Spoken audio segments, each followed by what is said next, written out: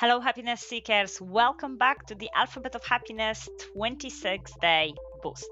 Each day, I'm sharing a quick science backed happiness tip, one for every letter from A to Z, as we count down to the big book launch party at the Science Museum in London on October 31st.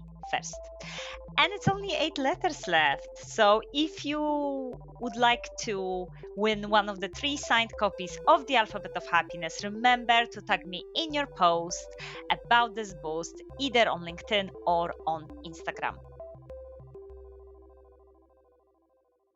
And before we dive into this episode, I just would like to say a massive thank you to all of my USA readers. The Kindle edition of my book, The Alphabet of Happiness, is in the top 100 Amazon bestsellers in behavioral psychology and top 10 in hot new releases within that topic. And none of that would be possible without your support and enthusiasm. And I am truly grateful.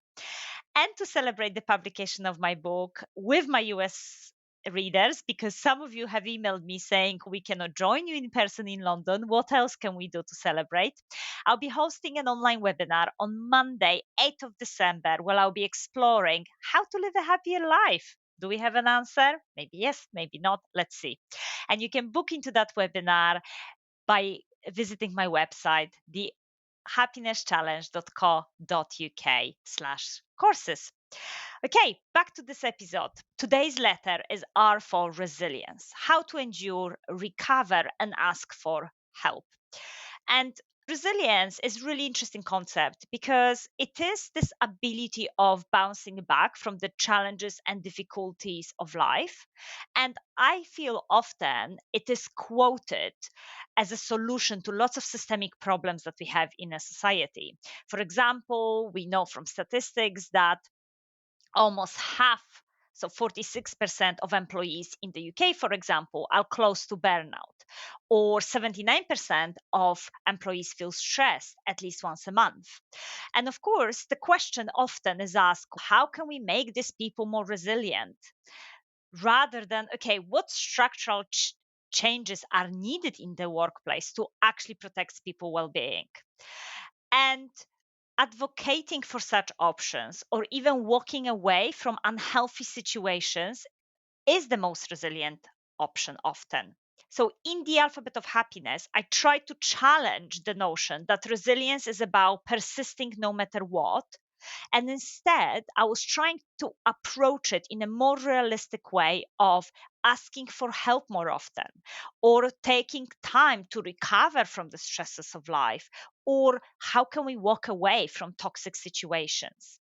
So, in today's action, I encourage you to build resilience during good times. I think, again, this is this myth that when we are in a stressful situation, we will be automatically resilient. And actually, that's not true. Resilience is a skill, and we need to build it during good times, during calm times, during times when life is going well.